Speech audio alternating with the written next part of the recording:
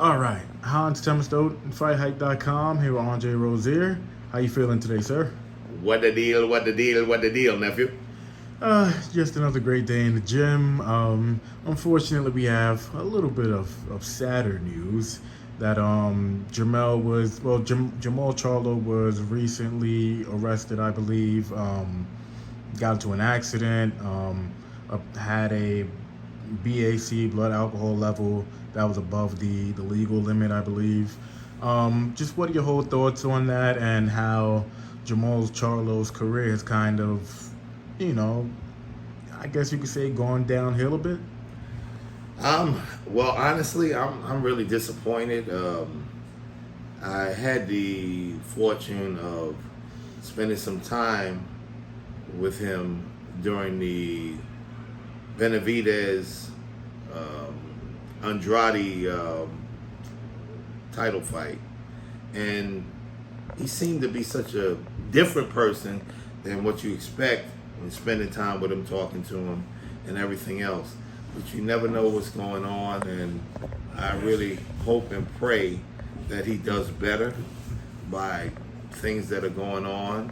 And we spoke a few times, and heck, if I need to call him to talk to him, I'd hate to see a life lost, and just people could say whatever they want to say, but before it all is over, there's still a young.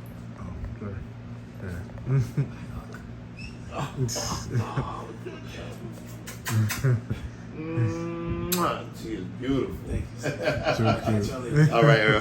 Have a good day, brother. Do you think Jermall could essentially or eventually get his career back on track, or has he fallen off the rails so much that it's just kind of hard to see him getting back to where he once was? No, listen, anything is possible with help and consideration and understanding. Like I was about to say, before anything else, he's still a black man that needs to have some help and guidance in his life. And I don't want to see him become a major statistic. I don't want to see him become just another issue of how an athlete's rights and life can go down the drain. I would really hope that he gets it all together, and I'm going to pray for him. He was also officially stripped of his WBC middleweight title.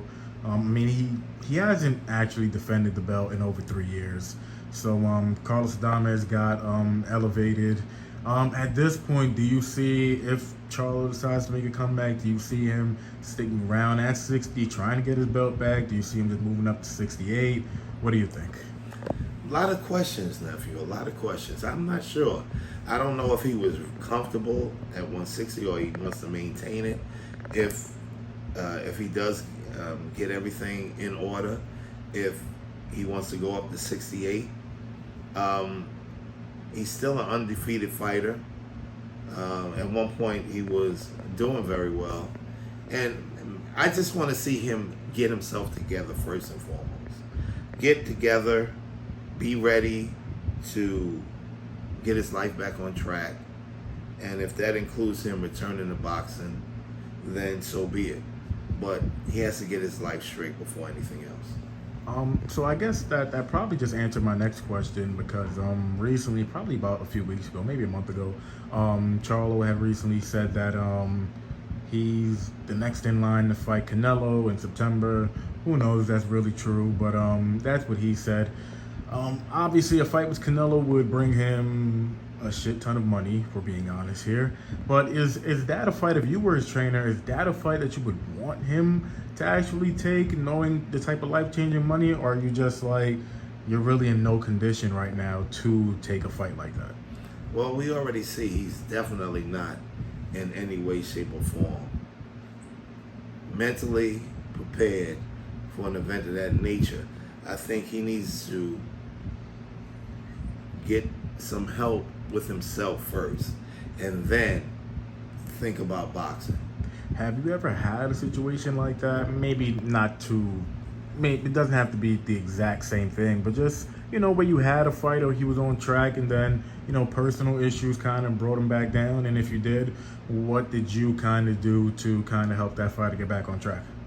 Well, I've never had any instances of that nature, but every fighter gives you a moment of pause when you have to say, I have to do some psychological work with my fighter to make sure he's all right. Me, myself, I happen to be the type of individual that carries these young men on my chest, and I'm very close to my athletes. Hence, that's why, I'm Uncle Dre. But when they're having problems like that, I'm trying to solve them and get them right before anything can go wrong.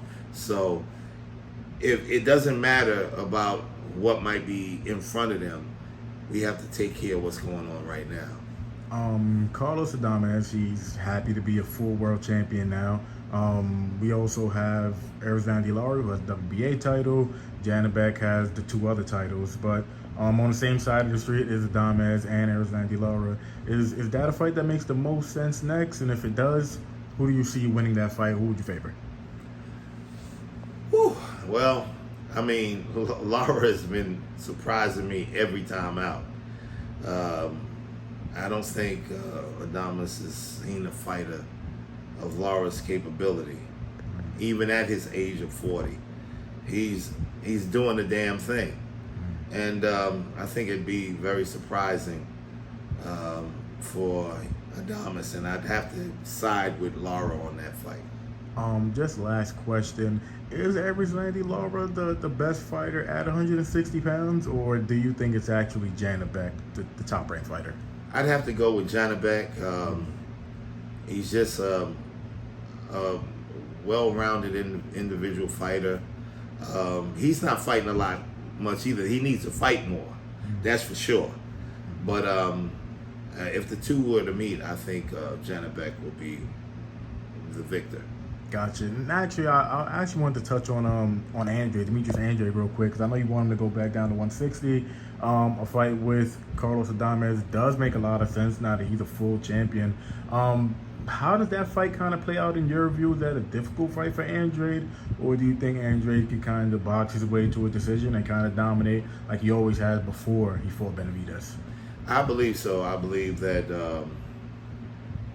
Demetrius definitely has enough boxing capability and intellect to control that bout from beginning to end.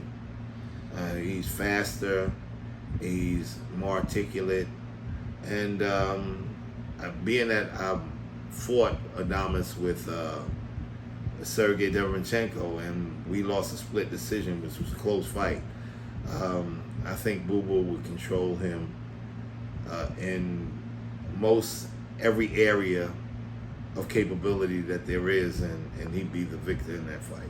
Gotcha. And just my actual last thing is the final goal for Andrade to become undisputed at 160 pounds, or is it just more so like win a world title, grab a few more wins, and then eventually walk away from the game?